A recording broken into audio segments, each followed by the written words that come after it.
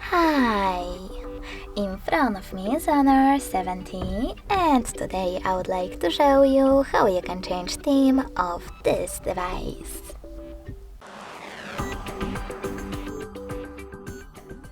First of all, you need to open Devices Settings.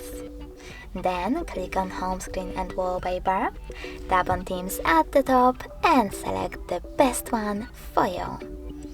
I will go with Crystal Gaze.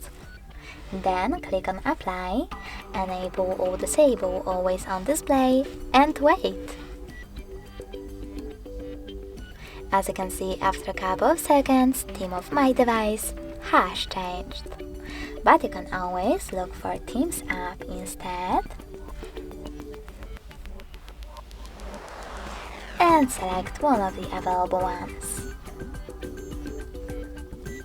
For example, that one. Then click on Download, log into your Honor ID account and tap on Apply.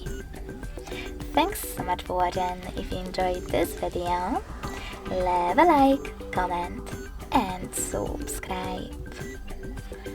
Bye!